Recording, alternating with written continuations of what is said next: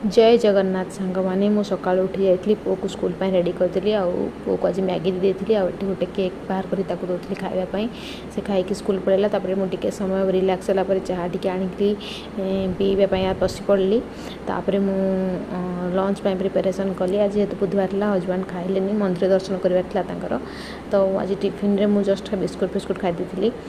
तापर मुझे चिकेन बनवाई मसला कषि नौ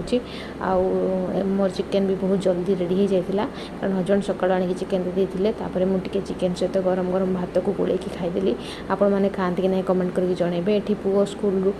पलि आसला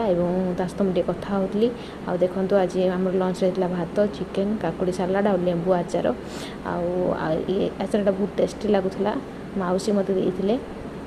देखो राति आज आम नॉनवेज माड़ है पिठा सहित मटन आउ मुझे गरम भात करी गरम भात सहित चिकेन आज मजा